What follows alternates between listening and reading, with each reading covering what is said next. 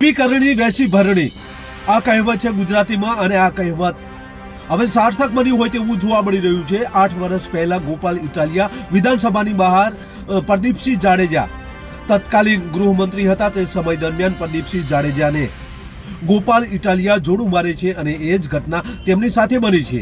જામનગરમાં આમ આદમી પાર્ટીની એક સભા હોય છે, તેમાં એક વ્યક્તિ ઊભો થાય છે અને ગોપાલ ઇટાલિયાને જોડું મારે છે। આ વિડીયો ખૂબ વાયરલ થઈ રહ્યો છે, જેની આજે વાત કરવી છે। નમસ્કાર, ક્રાઇમ આવાજ ન્યૂઝમાં તમારું સ્વાગત છે અને હું છું તમારી સાથે તમારો નાનજી ઠાકોર। જેસી કરણી વેસી ભરણી અંગ્રેજીમાં એક કહેવત છે કે યુ રીપ વોટ યુ સો। આ કહેવત એવું કહે છે કે તમે કરો તેવું ભરો। આમ તો વર્ષ 2017માં તત્કાલીન ગૃહમંત્રી પ્રદીપસિંહ હતા, એ સમય દરમિયાન ગોપાલ ઇટાલિયા ત્યાં જાય છે વિધાનસભાની બહાર। તેમની એક સભા હતી અને આ સભામાં ગોપાલ ઇટાલિયા તેમને જોડું મારે છે અને જોડું માર્યા બાદ તેમની ધરપકડ પણ કરવામાં આવે છે। આ કિસ્સો હવે તેમની સાથે બન્યો છે। જામનગરમાં આમ આદમી પાર્ટીના ધારાસભ્ય ગોપાલ ઇટાલિયા અને કેટલાક અગ્રણીઓ ત્યાં સભા કરી રહ્યા છે અને આ સભામાં એક વ્યક્તિ ઊભો થાય છે અને ગોપાલ ઇટાલિયાને જૂતું મારે છે। આ વિડીયો ખૂબ વાયરલ થઈ રહ્યો છે। હવે જેસી કરણી વેસી ભરણી એમની સામે જ એ જૂતું આવ્યું છે, તો આ પ્રથમ વિડીયો જોઈએ, ત્યારબાદ ચર્ચા કરીએ। પોતાના ઉપર, પોતાના બાળકો ઉપર, પોતાની માલ મિલકત ઉપર, અધિકારો ઉપર તો થોડીક દયા ખાજો કે આવી હાલતમાં નથી જીવવાનું, આનાથી ઘણું સારું જીવી શકાય એમ।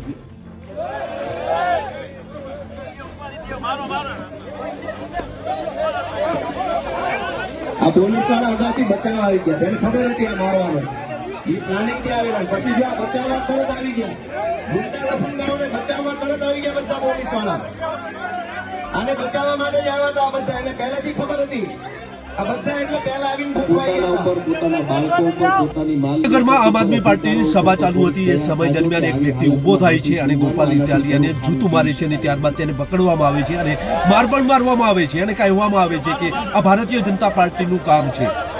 ગોપાલ ઇટાલિયા દ્વારા એવું પણ કહેવામાં આવ્યું હતું કે હર્ષ સંઘવીનું આ બધું વાણી વિલાસ થયો છે, એટલે તેમનો પણ હાથ હોઈ શકે અને પોલીસ પણ અહીંયા ઊભી છે, ત્યારે પોલીસ પણ તેની સાથે છે। આવું બધું એ સભામાં જોવા મળ્યું હતું। ત્યારે 2017માં જ્યારે ગોપાલ ઇટાલિયા દ્વારા જૂતું મારવામાં આવ્યું, ત્યારે શું પોલીસ ગોપાલ ઇટાલિયાના સાથે હતી? આવા પણ સવાલો થઈ રહ્યા છે। ત્યારે મનોજ સોરઠિયાનું એક નિવેદન સામે આવ્યું છે, જેમાં તેમણે ભારતીય જનતા પાર્ટીના મનોજ સોરઠિયાનું એક નિવેદન પણ સામે આવ્યું છે અને તેમાં કહેવામાં આવ્યું છે કે ભારતીય જનતા પાર્ટી અને હર્ષ સંઘવી દ્વારા આ બધું કરવામાં આવી રહ્યું છે। તો આ પ્રથમ તેમનું નિવેદન સાંભળીએ, ત્યારબાદ ચર્ચા કરીએ।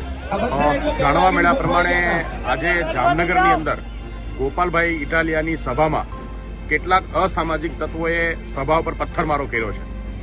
આ ખૂબ જ નિંદનીય અને બહુ હલકી કક્ષાનું કૃત્ય છે। કેટલાક પોલીસવાળાની સાથે આ અસામાજિક તત્વ સભા સુધી આવી પોલીસવાળાની વચ્ચે રહી અને પથરાવ કરવાનું કામ આ હલકી માનસિકતાના લોકોએ કર્યું છે। હું સીધું કહેવા માંગુ છું કે હર્ષ સંઘવીએ ગોપાલ ઇટાલિયાની સભામાં પોલીસવાળાની સાથે રહી અને આ હુમલો કરાવવાનું કૃત્ય કર્યું છે।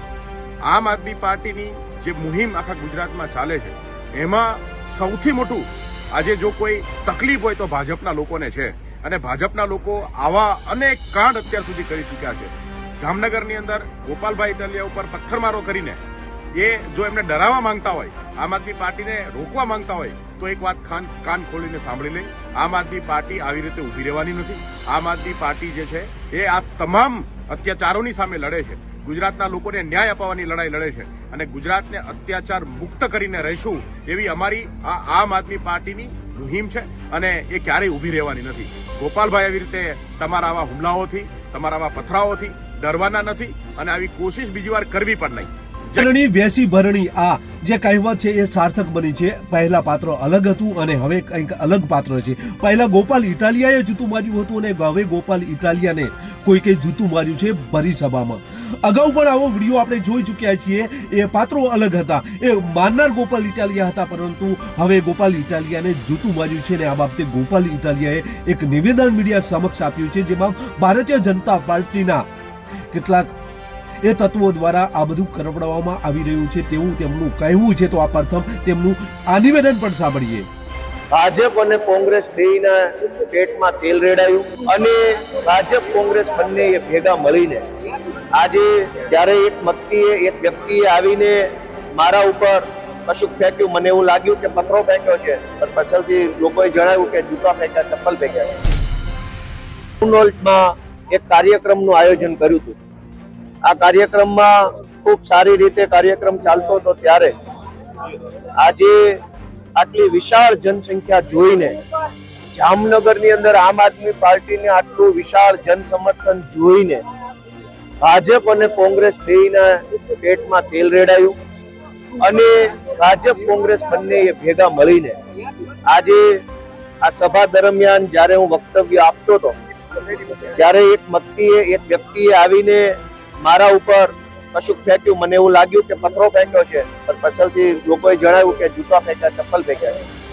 દોસ્તો, હું જ્યારે બોલતો હતો ત્યારે હું દારૂ અને ડ્રગ્સ ઉપર વાત કરી રહ્યો હતો, ત્યારે હું આમ જનતાને સરકારી કચેરીમાં જે તકલીફ પડે છે એની ઉપર વાત કરી રહ્યો હતો. આમ જનતાને સરકારી કચેરીમાં કોઈ તકલીફ પડે છે એ મુદ્દો ઉઠાવવો ગુનો નથી. ગુજરાતમાંથી ડ્રગ્સનું દૂષણ નાશ પામે એ મુદ્દો ઉઠાવવો ગુનો નથી. જ્યારે હું આ મુદ્દો બોલ્યો ત્યારે મારી ઉપર જે હુમલો કરવામાં આવ્યો એ હુમલો ખરેખર યોગ્ય નથી. હું સત્તામાં નથી, મારી પાર્ટી સત્તામાં નથી, હું મંત્રી નથી, હું મુખ્યમંત્રી નથી કે અમારી પાર્ટીની સરકાર નથી કે તમે અમને પ્રશ્ન પૂછો અને અમને જૂતા મારો કે ચપ્પલ મારો. દોસ્તો, મેં જોયું, હું વક્તવ્ય આપતો હતો ત્યારે કે અચાનક અનેક પોલીસ વાળા આ બાજુથી આવવા લાગ્યા, મારા ડાબા હાથ બાજુ 2-4 પોલીસ કોન્સ્ટેબલો આ બાજુ જમણી સાઈડ ગોઠવાયા, 2 લોકો અહીંયા સાઈડમાં ડાબી સાઈડ ગોઠવાયા, એક પોલીસ ઇન્સ્પેક્ટર, એક પીએસઆઈ એએસઆઈ ત્યાં ગોઠવાયા. અચાનક પોલીસ મુવમેન્ટ વધી ગઈ. જે બધું જ હું ભાષણ આપતા મારી નજર હતી, પબ્લિકની નજર હતી, જનતાએ જોયું, વિડીયોમાં આવે છે કે અચાનક પોલીસ વાળા બધા આવ્યા. પોલીસ વાળાની સાથે જ આ ભાઈ આવ્યો. લોકોએ એવું કીધું કે પોલીસની ગાડીમાંથી જ આ ભાઈ પોલીસ લઈને આવ્યા છે. મેં જોયું નથી, પણ હું તો સ્ટેજ ઉપર હતો. અચાનક પોલીસ વાળા આવ્યા, આ ભાઈ આવ્યો અને જેવું એને મારા ઉપર ફેંક્યું ચપ્પલ, તરત જ પોલીસે એને એસ્કોર્ટ કરી લીધો. એનો અર્થ એ થયો કે ભાજપના ઈશારે પોલીસ વાળા મારા ઉપર ચપ્પલ ફેંકાવનારાને લઈને આવેલા અને પાછું એસ્કોર્ટ કરીને પાછો લઈ જવાની પ્લાનિંગ સાથે આવેલા. જો એ માણસ પોતાની મરજીથી આવ્યો હોત તો પોલીસ એસ્કોર્ટ કેવી રીતે? અચાનક જ બધા પોલીસ વાળા આવી ગયા અને એને જેવું એને ફેંક્યું તરત એને પોલીસે એસ્કોર્ટ કરી લીધો. એનો અર્થ એ થયો કે પ્રી પ્લાનિંગ થી મારા ઉપર હુમલો કરવામાં આવ્યો છે. મને એવું લાગે છે કે ગુજરાતના ગૃહમંત્રી હર્ષ સંઘવીને મારાથી કંઈક તકલીફ પડતી લાગે છે. જે રીતે અમે એની સામે અવાજ ઉઠાવીએ છીએ, વિરોધ કરીએ છીએ, એના કારણે એને તકલીફ પડતી હોય એટલે પોલીસની પ્રોટેક્શનમાં ચપ્પલ ફેંકનાર વ્યક્તિને મોકલી મારી ઉપર હુમલો કરાયો છે એની હું નિંદા કરું છું અને આશા રાખીએ કે આવી હલકી કૃત્ય કરવાના બદલે કંઈક સમાજના કામ કરે, જનતાના કામ કરે. સત્તામાં ભાજપ છે, અમારી સભાઓમાં ચપ્પલો ફેંકવાથી કે પ્રશ્નો પૂછાવડાવવાથી કંઈ જનતાનો ફાયદો નથી. ભાજપની સત્તા છે, અમને રોકવા હોય, અમને રાજનીતિક રીતે આગળ ન વધવા દેવા હોય તો ભાજપે અમારી સભા ડિસ્ટર્બ કરવાના બદલે જનતાનું કામ કરવું જોઈએ, જનતાને મદદ. પોલીસ જ આને લઈને આવી છે તો ફરિયાદ ક્યાં કરવાની? પોલીસ જ આ ચપ્પલ ના, મને કઈ ખબર નથી, હું તો સ્ટેજ ઉપર જ હતો. પોલીસ પોતે જ આને ચપ્પલ ફેંકનારને પોલીસની ગાડીમાં લઈને આવીને મારી ઉપર ચપ્પલ ફેંકાવડાવીને એસ્કોર્ટ કરીને લઈ જતા હોય તો હવે કયા પોલીસ સ્ટેશને ફરિયાદ કરવાની? હું જનતાની અદાલતમાં ફરિયાદ કરીશ અને જનતાની અદાલતમાં ન્યાય થાય ને ત્યારે આ ગુનેગારોને સજા અપાવીશું. નગરમાં આમ આદમી પાર્ટીની આ સભામાં જૂતું ફેંકવામાં આવ્યું હતું, ત્યારબાદ તેને પકડવામાં આવ્યો હતો અને પોલીસના હવાલે પણ કરવામાં આવ્યો હતો. પરંતુ ભારતીય જનતા પાર્ટી ઉપર આંગળી ચીધાઈ રહી છે. ઈસુદાન ગઢવીએ પણ આ બાબતની જે ઘટના બની હતી તેની નિંદા કરી છે અને આક્ષેપો પણ ભારતીય જનતા પાર્ટી ઉપર લગાવ્યા છે. બસ એ જ. જો તમે અમારી ચેનલમાં નવા છો અને આવા જ લેટેસ્ટ ન્યૂઝ જોવા માંગો છો તો અમારી ચેનલને અત્યારે સબસ્ક્રાઇબ કરો, જેથી આવનાર લેટેસ્ટ ન્યૂઝ તમારા સુધી પહોંચી શકે. નમસ્કાર.